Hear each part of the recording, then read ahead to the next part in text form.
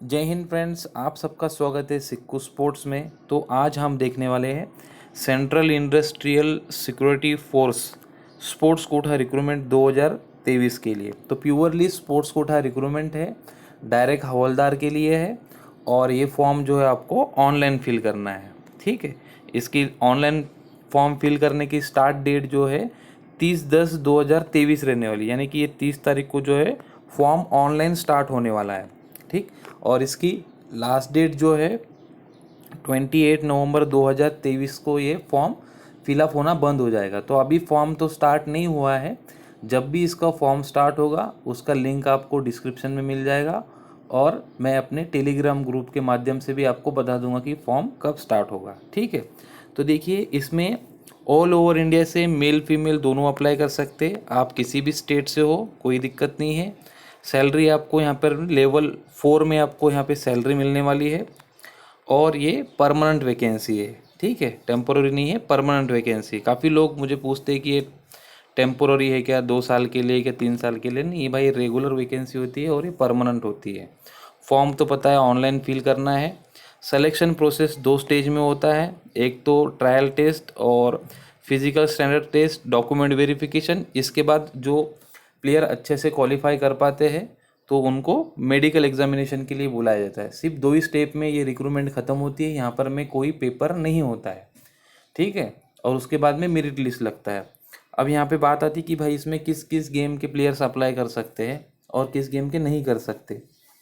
तो इसमें लिस्ट दिया गया है नीचे में पूरा अच्छे से। यहाँ पर देखिए, पहला यहाँ दिया है एथलेटिक्स का, दिया गया है पहले। ठीक है, एथलेटिक्स में ये मेंस के लिए वैकेंसी है और ये वुमेंस के लिए है। तो यहाँ पे इवेंट दिए गए सब, जैसे यहाँ पे 400 मीटर है तो यहाँ पे एक वैकेंसी लिखी है। तो ऐसे सब वैकेंसी इवेंट्स के सामने वैकेंसी लिखी है। ठीक है, तो टोटल एथलेटिक्स के लिए यहाँ पर में 40 वैकेंसी है और गर्ल्स एथलेटिक्स के लिए 34 है। अभी एथलेटिक्स के बाद में यहाँ है बॉक्सिंग। बॉक्सिंग में 4 वैकेंसीज है मेंस के लिए और वुमेंस के लिए यहाँ पर में 6 वैकेंसीज है। वेट कैटेगरी यहाँ दी है और कितनी वैकेंसी है उसमें यहाँ साइड में लिखा है अच्छे से। ठीक, अब उसके बाद बात आती है यहाँ पर में बास्केटबॉल। ठीक है, बास्केटबॉल में यहाँ पर में 8 वैकेंसीज है, सिर्फ मेंस के लिए बास्केटबॉल की वैकेंसी है। फिर उसके नीचे में आती है फुटबॉल में, देखो 7 वैकेंसीज है और उसके बाद यहाँ पे जिम्नास्टिक में 2 वैकेंसीज है और हैंडबॉल में 5 वैकेंसीज है। तो ये सारी जो है बास्केटबॉल, फुटबॉल, जिम्नास्टिक, हैंडबॉल, ये मेंस के लिए वैकेंसीज है। इसके साथ में देखिए यहाँ पे हॉकी में 2 वैकेंसीज है, ये भी मेंस के लिए है। अब यहाँ पे 8 नंबर पे देखिए शूटिंग है, यहाँ 2 वैकेंसी बॉयज़ के लिए है और 1 वैकेंसी जो है गर्ल्स के लिए, वुमेंस के लिए यानी। ठीक है, उसके बाद यहाँ देखिए स्विमिंग आता है। स्विमिंग स्विमिंग में देखिए टोटल 6 वैकेंसी है और यहाँ पे आपके इवेंट दिए गए और कितनी वैकेंसीज है वो भी दिया गया है। उसके बाद यहाँ वॉलीबॉल, वॉलीबॉल में देखिए 2 वैकेंसी है, वो भी मेंस के लिए। स्विमिंग की भी मेंस के लिए वैकेंसी है, वुमेंस के लिए नहीं है। अब यहाँ वेट लिफ्टिंग की बात आती है तो वेट लिफ्टिंग में देखिए यहाँ पर में टोटल 17 वैकेंसीज है मेंस के लिए और वुमेंस के लिए यहाँ पर में 11 वैकेंसीज है। ठीक है, 11 वैकेंसीज यहाँ पर में वुमेंस के लिए है। ठीक, उसके बाद यहाँ पे रेसलिंग की बात आती है तो रेसलिंग में देखिए टोटल वैकेंसी वुमेंस के लिए यहाँ पर में 16 वैकेंसी है, 16 वैकेंसी वुमेंस के लिए है और बॉयज़ के लिए यहाँ पर में मतलब मेल के लिए यहाँ पे 31 वैकेंसी है। ये रेसलिंग की थी। उसके बाद यहाँ नीचे में ताइक्वांडो की यहाँ पे 7 सीटें हैं, वो भी बॉयज़ के लिए है, मेल कैंडिडेट के लिए है। और बॉडी बिल्डिंग के लिए यहाँ पर में पूरी टोटल 14 सीटें हैं। ठीक है, 14 सीटें यहाँ पर में है, वो भी मेंस के लिए है। तो ऐसे ही टोटल बॉयज़ के लिए यहाँ पर में 147 वैकेंसीज है और गर्ल्स के लिए 68 वैकेंसी गर्ल्स के लिए है। तो ये थी वैकेंसी पोजीशन। अब इसमें जिनका गेम नहीं है वो लोग अप्लाई ना करें। ठीक है, कि भाई इसमें जैसा भी क्रिकेट का नहीं था तो क्रिकेट के लोग बोलेंगे मैं अप्लाई कर सकते क्या, नहीं कर सकते। ठीक है ना, जो गेम आपका यहाँ नहीं दिया गया आप बिल्कुल इसमें अप्लाई ना करें। बात आती है कि भैया इसमें स्पोर्ट्स अचीवमेंट किस ईयर के चलेंगे और कौन सा सर्टिफिकेट चलेगा, कौन सा नहीं चलेगा। तो ऑनलाइन फॉर्म फिल करते समय आपको अप्लीकेशन फ़ीस पे करनी होगी जो कि 100 रुपीज़ होंगी। 100 रुपीज़ UR OBC और EWS कैंडिडेट को 100 रुपये फ़ीस लगेंगी। फीमेल कैंडिडेट SC ST इनको कोई फ़ीस नहीं लगेंगी, ठीक है। तो 3 category UR OBC and EWS के लिए 100 रुपये फ़ीस लगेंगी, वो भी ऑनलाइन पे करना है आपको, ठीक है। अब यहाँ आती क्वालिफिकेशन की बात, तो 12th पास चाहिए आपको। 12th पास आउट चाहिए, ठीक है ना, पास आउट चाहिए। रिजल्ट आ रहा है, अभी टाइम है रिजल्ट को, मैंने अभी पेपर दिया है, ऐसा नहीं, रिजल्ट आपके हाथ में चाहिए। मार्कशीट लास्ट डेट के पहले भी अगर आपके हाथ में रिजल्ट आ गया तो आप बिल्कुल इसको अप्लाई कर सकते हैं, ठीक है। एज रिलैक्सेशन देखिए, देखो एज लिमिट यहाँ पे 18 से 23 ईयर तक एज यहाँ पे मांगी है, 18 से 23 साल तक। और एज रिलैक्सेशन यहाँ आपको मिल जाएगा, जैसे 5 साल की छूट मिलेंगी SC ST के लिए, 5 साल की छूट है। और OBC के लिए यहाँ पर में 3 साल की छूट है। अब UR के लिए छूट मिलेंगे क्या? नहीं मिलेंगे, यहाँ पर में उन्होंने मेंशन नहीं किया है। मिलनी तो चाहिए थी पर नहीं मिली इस बार, ठीक है। तो UR के लिए कोई उम्र में छूट नहीं है।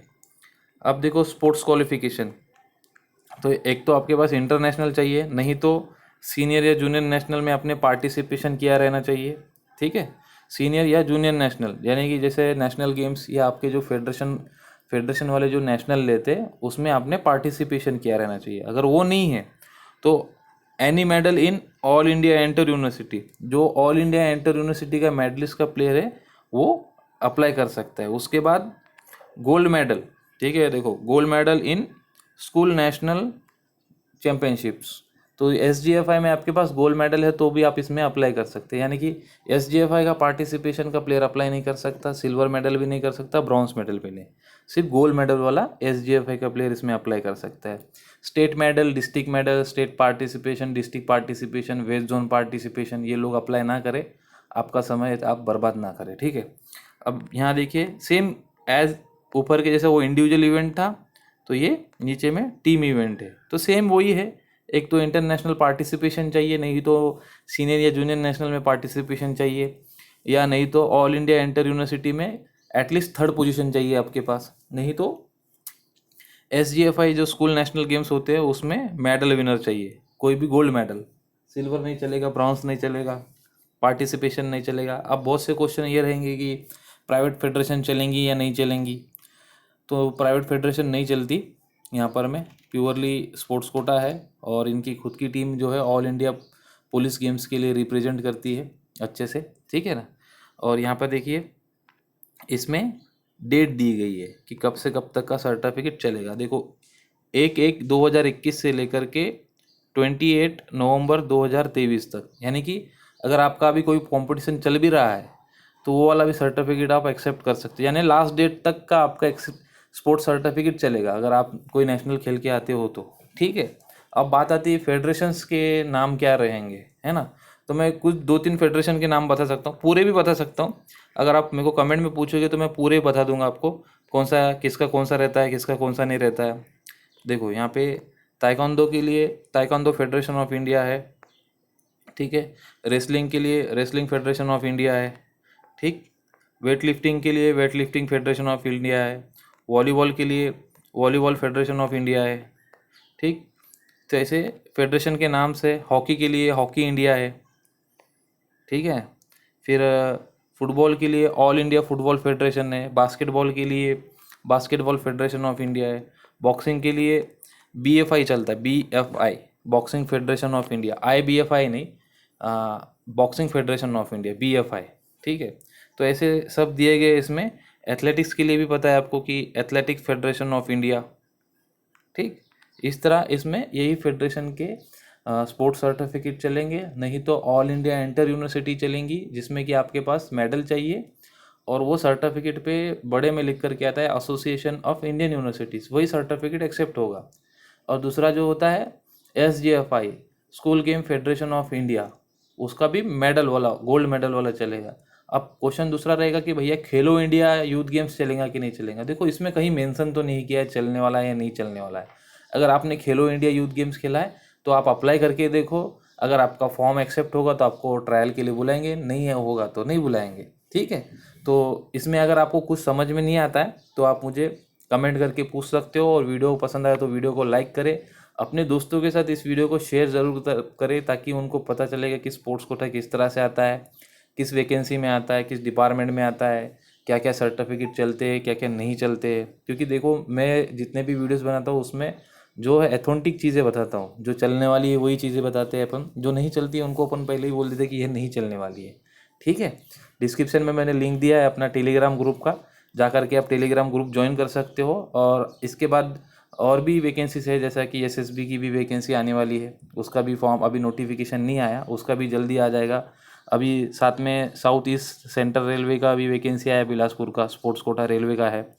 फिर नॉर्थ सेंट्रल रेलवे का भी आया है वैकेंसी रेलवे का, उसमें भी अप्लाई करके देखिए। हमारे वेबसाइट पे विजिट करिए, हफ्ते हफ्ते में एक बार sikkosport.com के नाम से गूगल में सर्च करके आप विजिट कर सकते हो। ठीक है।